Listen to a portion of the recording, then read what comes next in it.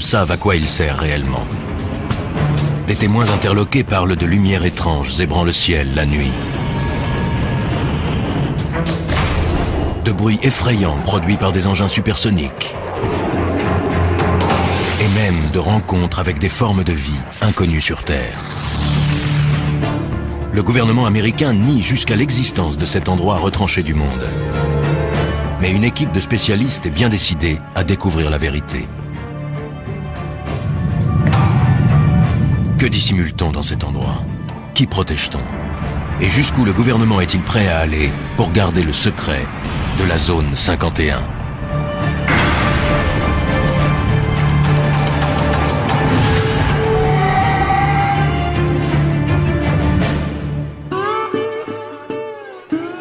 Ce qui est troublant, c'est qu'on nie son existence. La zone 51 ne ressemble à aucune autre base militaire américaine. Situé au cœur du désert du Nevada, ce complexe top secret est entouré de montagnes abruptes et inhospitalières. Il est protégé par un système de sécurité infranchissable qui le soustrait au regard des curieux, mais aussi, comme le reprochent certains, au contrôle de l'État. Des avions très étranges ayant été vus dans le ciel, certains pensent qu'on pourrait y procéder à des essais sur la propulsion antigravitationnelle, un système révolutionnaire relevant autrefois de la science-fiction. Chuck Clark est sans doute le plus grand spécialiste mondial de la zone 51. Astronome de profession et passionné d'aviation, il a toujours été fasciné par cette base destinée, au dire de l'armée américaine, à de simples essais aéronautiques. Au cœur du désert du Nevada, la petite ville de Rachel est la localité la plus proche de la base secrète appelée Zone 51. Elle surfe allègrement sur la publicité que lui apportent les rumeurs d'OVNI, mais beaucoup pensent que l'État encourage ceux qui propagent ces histoires d'extraterrestres pour mieux discréditer les observateurs plus sérieux.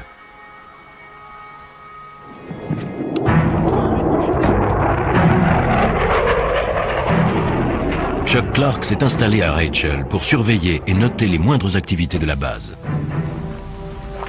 Aujourd'hui, il retrouve l'équipe d'experts qu'il a réunie pour tenter pendant 24 heures et en utilisant tous les moyens légaux possibles de mener l'enquête la plus complète jamais réalisée sur la véritable nature de cette base mythique.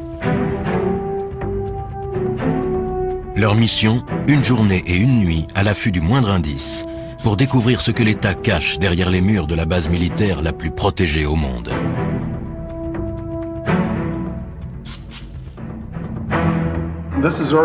Voici la zone 51. C'est une image satellite de la base. Ça donne une vue d'ensemble. Chacun des hommes présents apporte des connaissances et un savoir-faire unique. Guy Norris a été primé pour ses reportages sur l'aviation militaire. Toute sa vie, il a étudié les bases et les avions classés top secret. C'est intéressant, vous voyez, il n'y a absolument aucune indication de piste sur la carte dans cette zone interdite. Autrement dit, aux yeux du monde, il n'y a pas de piste ici. Même s'il est évident que la réalité est tout autre. Bob Grove, spécialiste en communication militaire, a étudié le SAS. Il y a plusieurs centaines de fréquences actives. Je vais les analyser et les écouter et voir si elles sont aussi actives qu'elles semblent l'être. Mike Johnson, détective privé, a déjà travaillé sur l'affaire. Les mesures de sécurité ne se limitent pas au fait d'avoir situé la base dans ce désert au fin fond de nulle part. Il sait que dans toute base militaire sous haute surveillance, les gardes sont fortement armés. Ici, ils sont prêts à faire feu sur les individus pénétrant sans autorisation. Pour pouvoir mieux observer le fonctionnement de la base, le groupe se sépare en deux équipes. La première s'occupera de la surveillance électronique. Mike et Bob vont faire le tour de la base pour étudier de plus près son système de sécurité. Ils observeront les personnes qui les surveilleront et avec leur scanner radio, iront espionner la base par-delà les barbelés et les guérites des gardes. Deuxième équipe, surveillance visuelle. Chuck guidera Guy au sommet du mont Tikabou, le seul site offrant une vue sur la base que l'armée n'a pas investie. Chuck va pointer son télescope astronomique non sur les étoiles, mais sur la zone 51. Chuck est déjà allé là-haut des dizaines de fois pour photographier le site et ses opérations.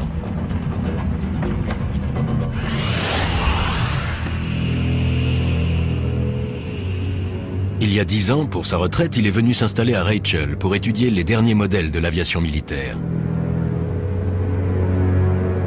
Ses observations l'ont amené à constater que derrière les murs de la zone 51, la base règle et un commandement bien particulier, à l'abri des regards indiscrets et au-dessus des lois.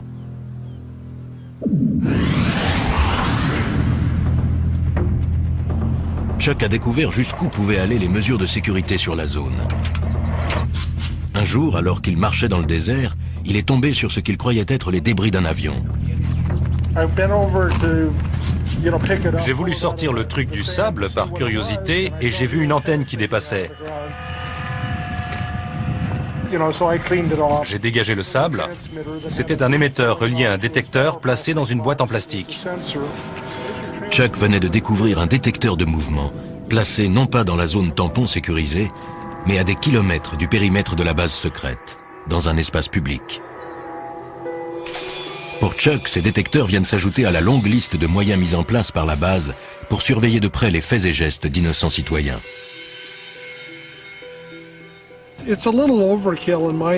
C'est exagéré. Ils ont une zone tampon de 40 km. Plus on s'approche et plus le terrain est impraticable. Je ne comprends pas pourquoi ils vont installer ce genre d'appareil en dehors de la zone.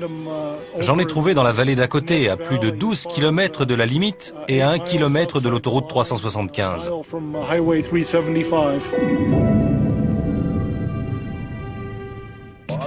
Bien décidé à dénoncer les agissements de l'armée, Chuck fait appel à un célèbre journaliste d'investigation, George Knapp.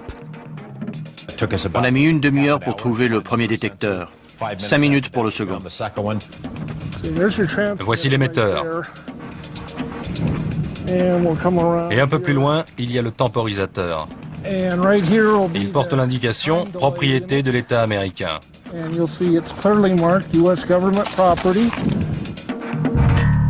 Au total, les deux hommes découvrent plus d'une dizaine de détecteurs destinés à transmettre des informations à la zone 51.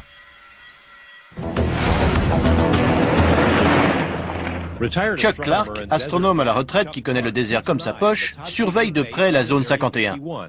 Au moment de la diffusion de ce reportage, Chuck, lui, est déjà allé plus loin.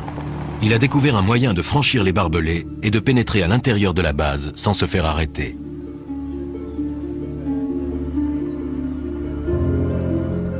Mais pour cela, il doit parcourir 800 km jusqu'à Denver, dans le Colorado. Ce bâtiment d'allure banale renferme des technologies ultramodernes mises au point par les militaires qui dirigent la zone 51. Chuck peut désormais renverser la situation et espionner la base. En effet, la société Space Imaging possède et exploite ICONAS, le premier satellite commercial à haute résolution. Ce satellite met 98 minutes pour effectuer une révolution autour de la Terre, et les images aériennes qu'il fournit sont tellement précises qu'il peut isoler le bâtiment qui finance la zone 51, le Capitole. Chuck, pourquoi cet intérêt pour cette zone? Je me suis installé là-bas il y a 10 ans, et quand je n'observais pas les étoiles et le ciel, je pointais mon télescope sur la base. Ça doit leur plaire. Ils adorent.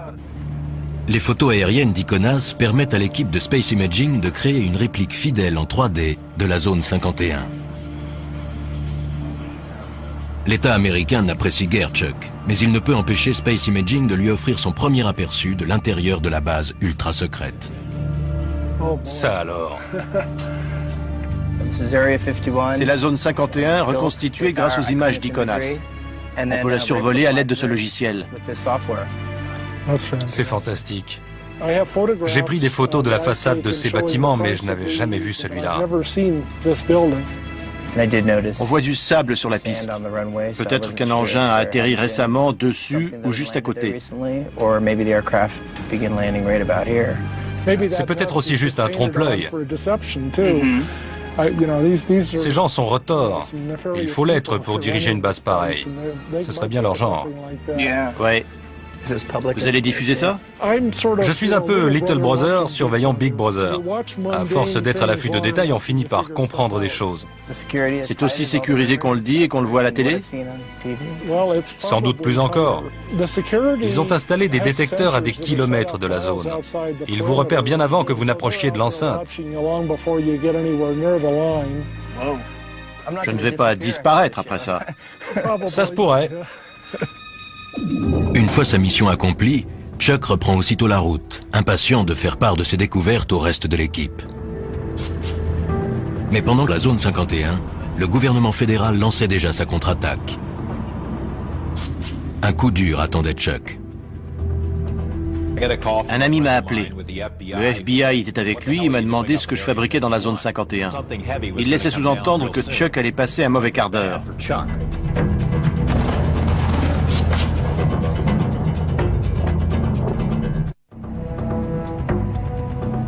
Perdue dans le désert du Nevada, la zone 51 est un site d'essai militaire secret. Elle est à l'abri des regards indiscrets grâce à une zone tampon de 40 km, des montagnes et un environnement inhospitalier. Deux équipes d'enquêteurs ont décidé d'épier et de noter les moindres mouvements et les moindres bruits. Si tout se passe comme prévu et si les gardes de la base les laissent tranquilles, les deux équipes se retrouveront 24 heures plus tard. Chuck Clark et Guy Norris vont s'installer au sommet d'une montagne munis d'un télescope et d'un appareil photo. On est au milieu de nulle part. On est à 35 km dans l'arrière-pays. Le plus dur les attend encore. Ils ont devant eux 2 bonnes heures de marche pour gravir le mont Tikabou. Ça fait combien de haut? Un peu moins de 2500 mètres. On est à 2100 ici. Là, on est vraiment tout seul, non? Ça, c'est sûr. On sera dans de beaux draps si on se casse une jambe. Chuck Clark va au-devant de graves ennuis. George Knapp ayant révélé qu'il avait découvert des détecteurs de mouvement cachés hors du périmètre légal de la zone 51, le FBI a décidé de lui donner une leçon.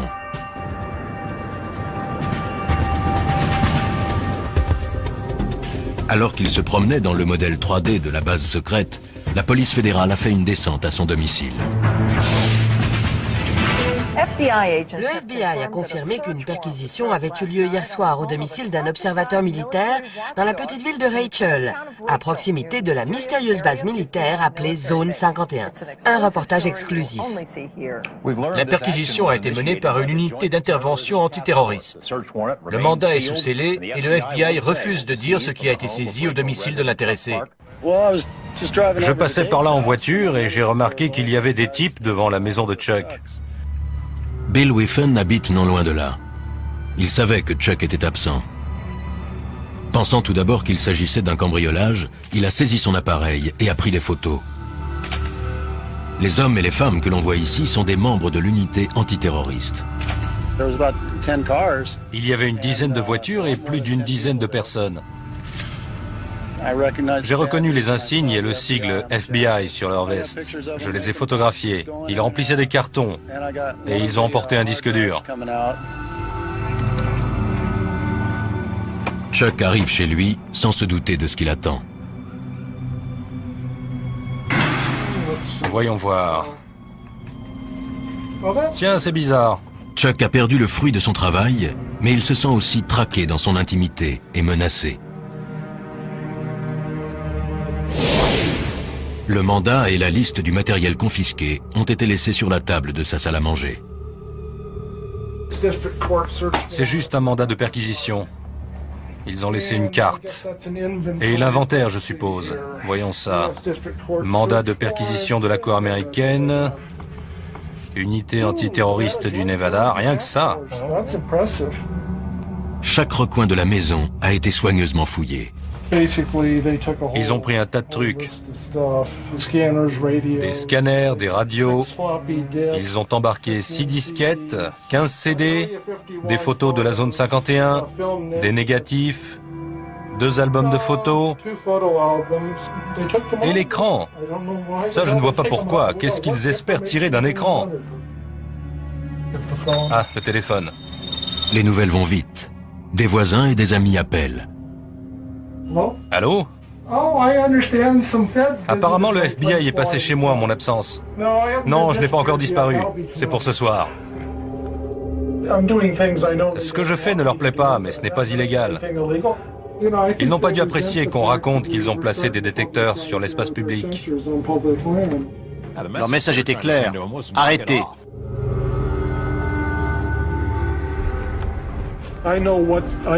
Je sais jusqu'où je peux me permettre d'aller légalement. Je pousse les limites, mais je ne les franchis pas. C'est ça qui les énerve. Je ne me laisse pas intimider par eux.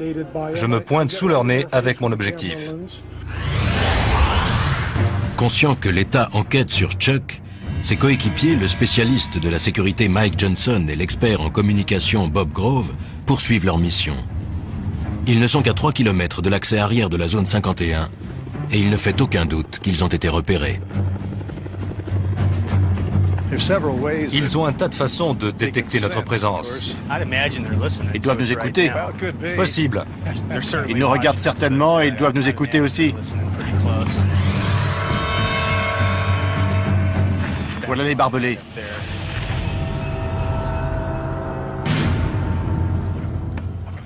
Les deux hommes décident de longer les barbelés sans quitter des yeux le bâtiment des gardes. Voyons ce qu'on va trouver. Il y a des détecteurs sur la clôture là-bas. La boîte blanche. C'est bien possible. Allons voir ça de plus près. Ils sont visiblement sous surveillance. J'irai pas plus loin. Oui, allons voir s'il y a quelque chose de l'autre côté de la route. À environ 100 mètres de distance, ils voient pour la première fois les forces de sécurité privées engagées pour protéger la zone 51. Sur la base, on les appelle les camos, à cause de leur tenue de camouflage beige. Bob et Mike aimeraient s'approcher, mais ils savent qu'un pas de trop compromettrait leur mission. Ce n'est pas le moment de prendre des risques. Je tiens pas à aller en prison. Mike et Bob opèrent un repli stratégique.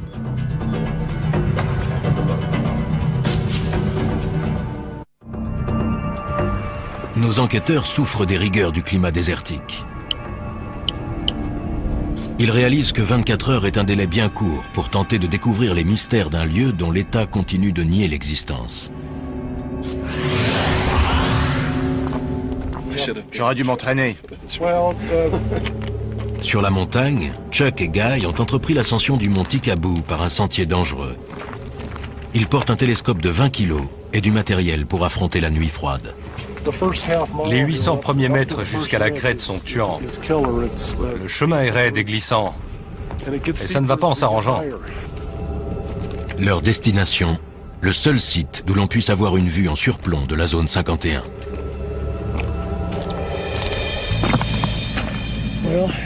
Nous voici au sommet. C'est vraiment spectaculaire.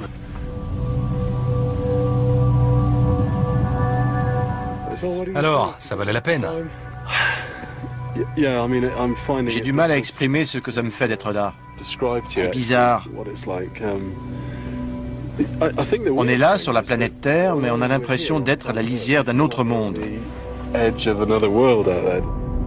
À travers la brume de chaleur, c'est bien un autre monde qu'on aperçoit. Un monde que l'État américain a cherché à soustraire au regard des curieux. Je vois des bâtiments qui brillent au soleil et j'aperçois une des pistes. C'est incroyable. Je n'en crois pas mes yeux. C'est inimaginable. Depuis le temps, c'est vraiment incroyable. C'est pas un mythe. Non, ça existe vraiment. Chuck et Guy se hâtent d'installer leur équipement. Car ils savent parfaitement que si d'ici ils peuvent voir la base, elle, peut également les voir. Ils sont à 40 km de la zone 51 et comptent sur le télescope de Chuck et son appareil photo avec téléobjectif pour espionner et consigner la moindre activité se déroulant là-bas. Avec le téléobjectif, l'image sera grossie jusqu'à 50 fois. Je vois. Les deux hommes savent que la base sert à tester des technologies modernes et ultra secrètes, dignes des récits de science-fiction. Sur ce qu'ils peuvent bien faire là-bas, on les soupçonne de plus en plus de travailler sur la propulsion antigravitationnelle. La quête du Saint Graal de l'aéronautique serait sur le point d'aboutir. On parle d'expérience sur l'antigravitation et j'ai vu 2 ou 3 trucs. Quel genre? Des objets qui s'élèvent lentement et restent en suspension durant quelques minutes, filent dans le ciel et puis s'arrêtent instantanément ou font demi-tour à toute vitesse. C'est incroyable. On ne sait jamais à quoi s'attendre. Ils testent toutes sortes de choses ici. En contrebas, dans le désert, déguisés en simples campeurs, Bob Grove et Mike Johnson s'apprêtent à écouter tout ce qui entre ou sort de la zone 51. Ils n'auront pas de vue directe sur la zone, mais Bob pourra écouter toutes les transmissions. Si un phénomène quelconque se produit, on peut le mesurer physiquement grâce à tout un tas d'instruments. Celui-ci, par exemple, vous entendez le bruit qu'il fait? Ça indique la présence d'émetteurs, ce qui est le cas puisqu'on porte tous les deux des petits micros sans fil.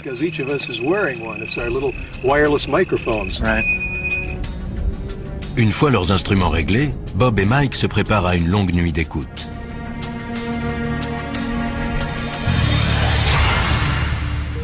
Au sommet du Mont Ticaboo, Chuck Clark et Guy Norris ajustent la position du télescope. Si un événement se produit, ils n'auront que quelques secondes pour réagir. C'est une nuit sans lune. On a plus de chances qu'il se passe quelque chose, non? Ça augmente les possibilités. Ils ne prendront pas le risque de faire des essais au clair de lune. Moins la lune est visible et plus on a de chances qu'ils en fassent.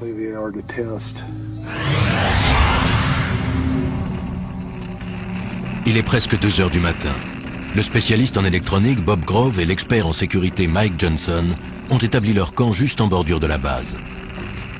L'équipement radio ultra perfectionné va repérer toute activité au sol ou dans les airs.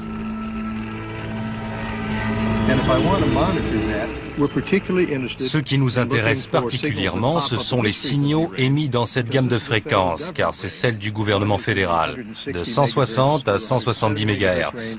Puis, un peu au-dessus, c'est celle de l'aviation militaire, de 225 à 400 MHz. Ils entendent tous les sons émis dans la zone 51.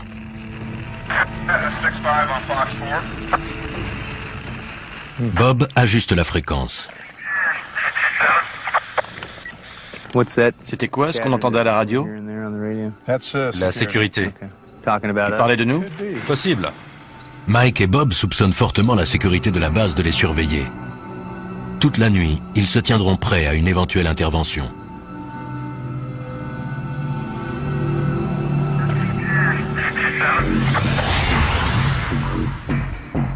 De leur côté, Chuck et Guy voient des lumières s'allumer. La base semble en activité, même à 3 heures du matin.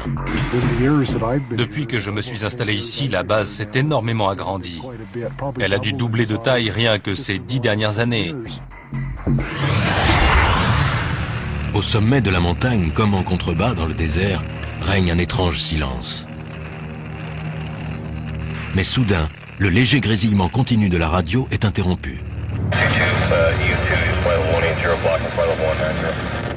Bob fait son possible pour stabiliser la fréquence.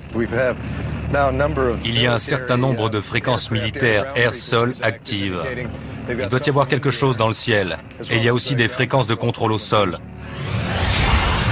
Le quelque chose en question se dirige à toute vitesse vers Guy et Chuck. Il y a un point très brillant dans le ciel, juste au-dessus de nous. Vous avez vu ça? C'est fou. Il est toujours là. Il se dirige vers le nord, on dirait. Incroyable. C'était extrêmement lumineux et juste au-dessus du site. C'est peut-être un aéronef éclairé par une lumière directionnelle puissante. Guy espère que l'engin va repasser pour que Chuck puisse le photographier. Mais le ciel redevient soudainement silencieux au-dessus du site. La piste est replongée dans l'obscurité. 5h30 du matin. Le jour se lève. Chuck et Guy jettent un dernier coup d'œil sur la base avant que la brume de chaleur n'obscurcisse l'image. On voit la tour de contrôle à gauche de la colline un peu plus haute, au centre. Elle dépasse de 5 ou 6 mètres. Oui, je vois. On dirait que les véhicules sont sur le côté gauche du nouveau taxiway.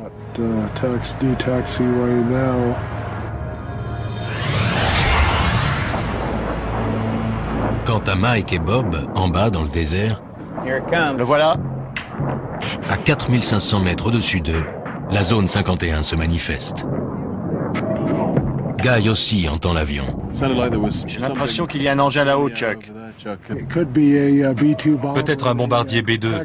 Il s'entraîne au ravitaillement en vol à l'aube, puis enchaîne sur 2 ou 3 heures de vol. C'est leur jour de chance. Le B-2 n'est pas seul. Il est accompagné d'un invité surprise. Un MiG-29, excellent. Il vient par ici. Bien que la guerre froide soit révolue, ici les Américains continuent de s'entraîner à combattre des avions soviétiques.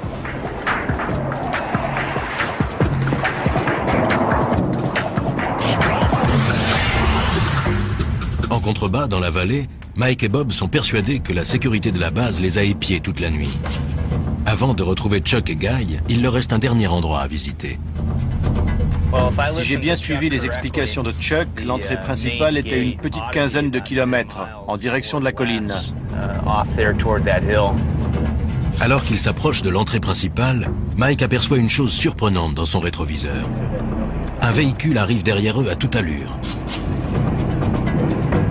Ses vitres sont teintées afin de protéger ou de dissimuler les passagers qu'ils transportent, des employés de la base qui se rendent à leur travail. La vache! Le car ne ralentit même pas. Il devait rouler à plus de 70 km à l'heure. Plus peut-être même. Il était pressé. Ouais. Pour préparer cette mission de 24 heures, Mike Johnson a passé des semaines dans des planques très inhabituelles. Son but, dénicher un employé qui, pour la première fois, accepte de parler de la vie sur la base. Pour un enquêteur comme moi, c'est ahurissant de voir à quel point le secret de ce complexe est bien gardé.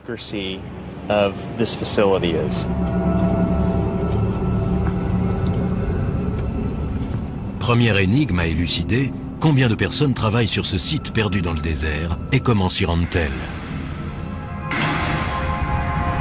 La zone 51 est située à 230 km au nord de Las Vegas.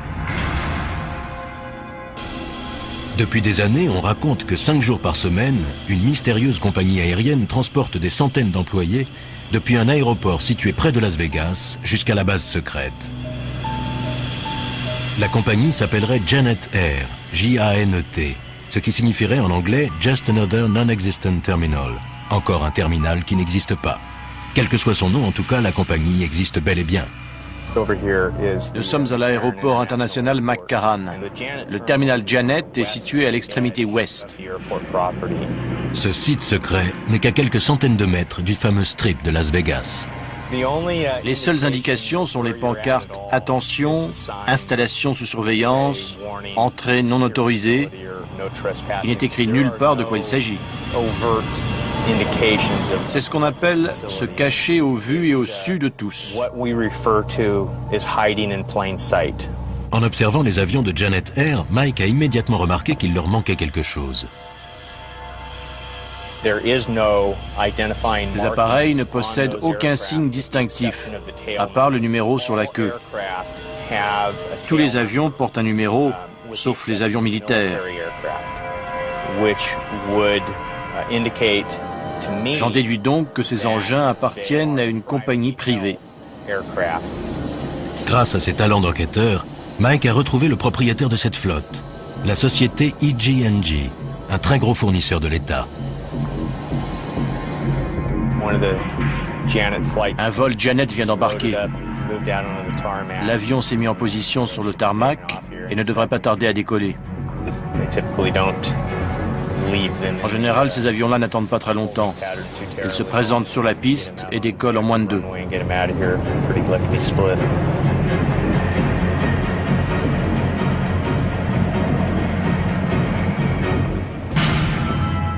Chaque jour, des centaines d'hommes et de femmes franchissent ces grilles pour aller travailler sur la zone 51.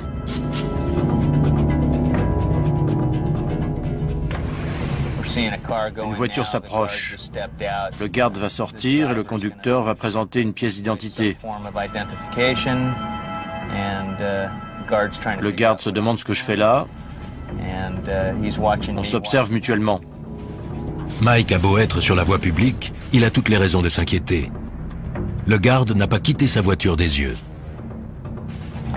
C'est clair qu'il m'a repéré. Il sait que je suis là. Ce pourrait être pour Mike l'occasion de tester le cité. Mais il sait qu'il risque de compromettre la mission ou de finir en prison.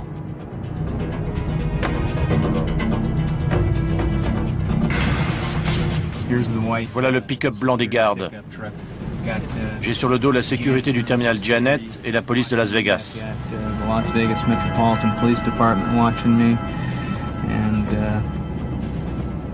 Ça m'étonnerait fort qu'aucun type en civil ou en uniforme ne vienne me demander mes papiers. L'étau se resserre non seulement au sol, mais aussi dans les airs. Il y a un hélicoptère au-dessus de nous. Mike préfère battre en retraite. Il reviendra pour poursuivre son enquête lorsque les choses se seront calmées. Les 24 heures sont presque écoulées, mais Mike et Bob touchent au but. Je vois des panneaux orange à flanc de colline, là. D'après Chuck, ils marquent la limite.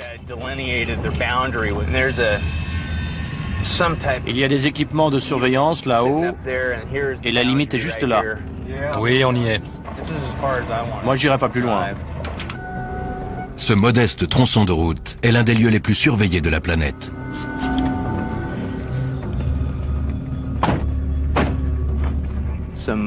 Il y a des détecteurs au sommet de la colline. On dirait qu'ils l'ont mis là-haut exprès. Tous ceux qui ont franchi cette limite ont été arrêtés, interrogés, et se sont vus confisquer leurs appareils photo, leurs téléphones portables et parfois même leurs vêtements. Accès non autorisé. Interdiction de photographier le site. Bon. Ben, on y est. Moi, je ne vais pas plus loin.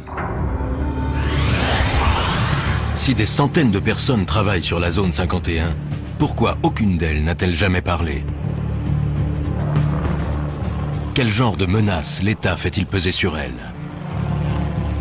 Mike a réussi à découvrir l'adresse de certains des employés qui garent leur voiture dans l'aérogare sécurisé de Las Vegas avant de s'envoler vers la base ultra secrète. Il est temps pour lui de passer à l'étape suivante. Un 4x4 noir franchit les grilles de sortie. C'est peut-être la chance de sa vie. J'ai passé quelques jours en planque à observer ce qui se passait.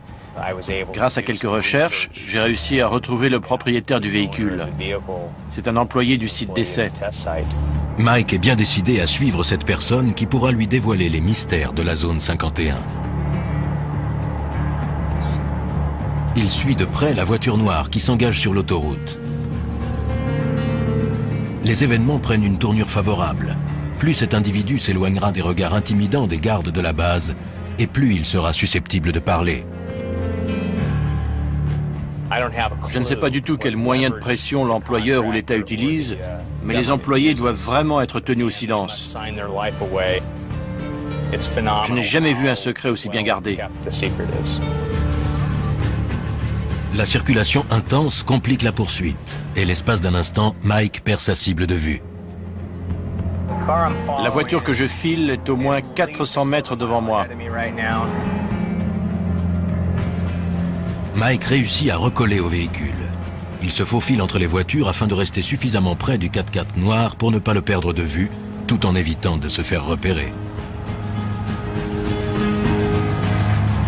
Il est toujours là dans la première file. On va voir si j'ai de la chance. Le 4x4 quitte l'autoroute pour se diriger vers la ville et s'enfonce dans un paisible quartier de banlieue. On a affaire à des gens de la classe moyenne ou légèrement supérieure. Ce sont vos voisins, les parents du meilleur ami de vos enfants. C'est juste qu'ils ont un boulot ultra confidentiel. On va voir ce qui va se passer. Je vais frapper à la porte.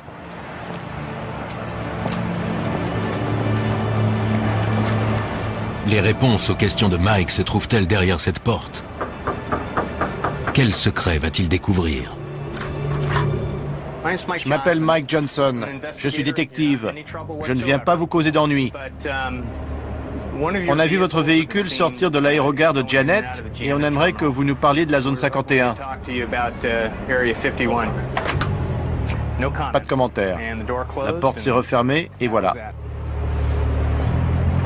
Sa réaction me conforte dans l'idée qu'il travaille bien là-bas.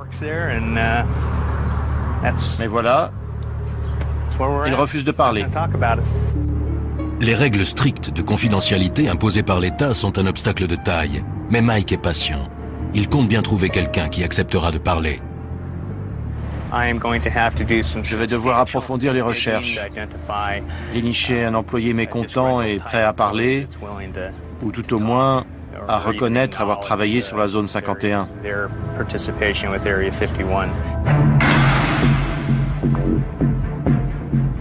De retour à Las Vegas, Mike Johnson semble bien parti pour trouver un employé de la zone 51. Un informateur lui a suggéré de se rendre dans cet hôtel tout à fait ordinaire. Si ces informations sont exactes, un ancien employé de la zone 51 l'attend à l'étage.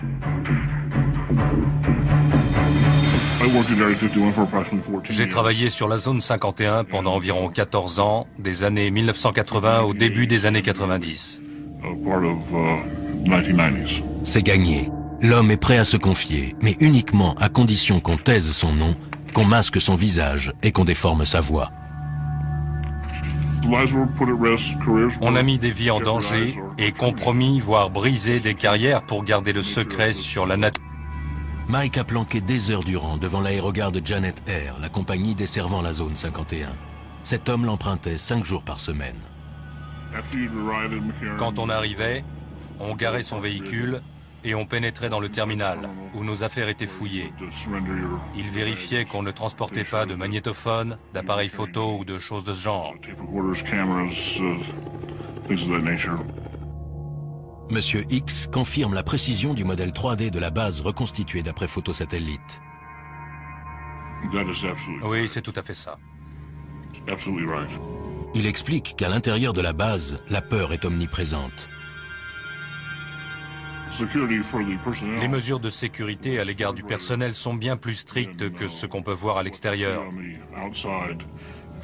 Quand vous appeliez chez vous, il fallait faire très attention à ce que vous disiez à votre femme ou à vos enfants par rapport à où vous étiez, quand vous alliez rentrer et par quel moyen de transport.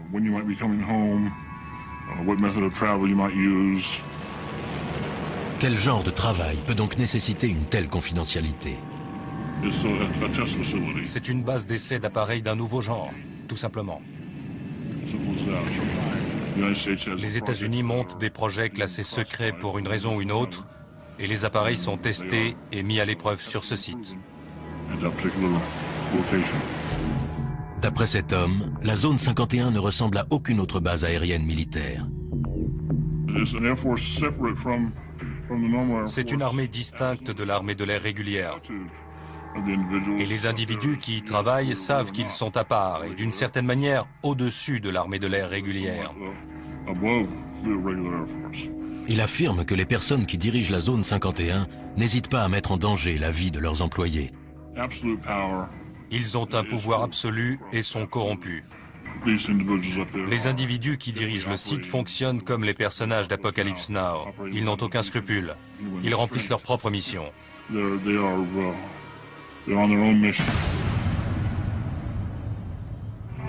Il ajoute que quiconque critique les procédés est rapidement évincé. Je connaissais un employé qui a exprimé ses inquiétudes concernant le personnel, qu'on exposait à des produits chimiques toxiques, à des déchets dangereux. On lui a répondu que le projet avait pris du retard et qu'il fallait le boucler au plus vite, et que le personnel ne serait pas informé. Quand il a critiqué ça, il a été renvoyé. Il a dû quitter la base. Monsieur X sait les risques qu'il court. Mais il affirme que si la vérité n'éclate pas, la corruption pourrait bien détruire la véritable fonction militaire de la base. Le Congrès devrait ouvrir une enquête.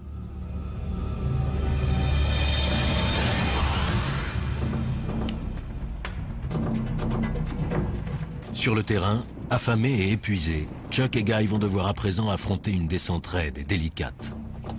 Ils ne seront sûrs d'avoir échappé à la sécurité qu'une fois arrivés sains et saufs au lieu de rendez-vous avec le reste de l'équipe.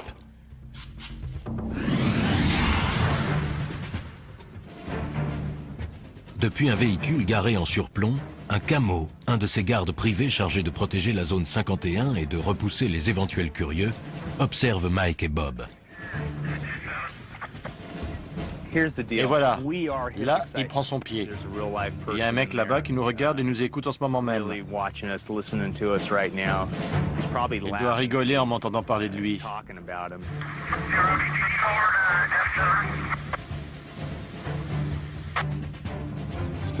Toujours beaucoup d'activités sur la fréquence de la sécurité. On a vu tout ce qu'on avait à voir, j'irai pas plus loin. Inutile de tenter le diable. Désormais certains que la sécurité a été alertée, ils savent qu'il est temps pour eux de rejoindre Guy et Chuck.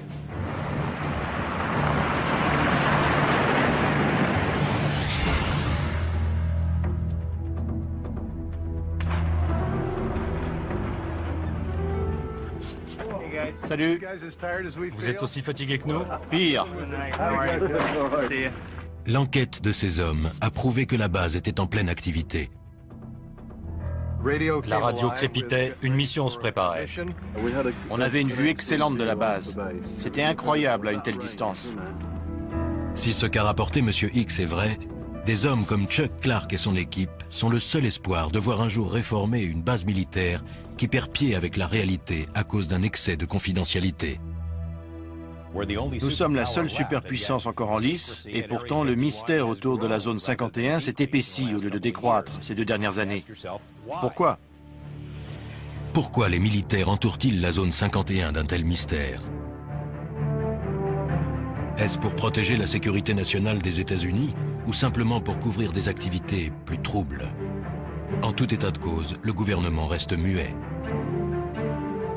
Alors si vous passez un jour par le désert du Nevada, allez donc jusqu'à la zone 51 et regardez à travers les barbelés qui protègent le site. Car pour Chuck et ses amis, une chose est sûre, si vous cherchez des réponses, c'est là que se trouve la vérité.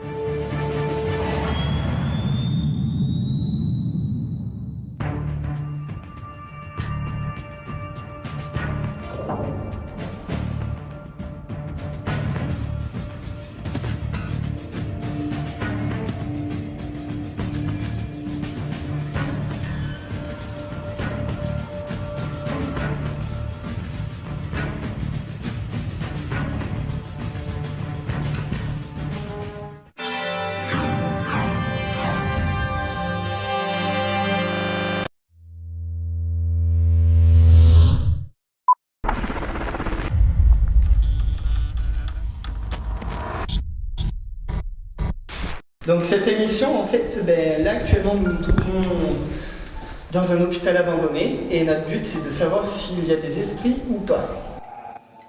Rapprochez-vous ou éloignez-vous. Ouais, éloignez-vous pour un... je sais pas, comme tu veux. Plus.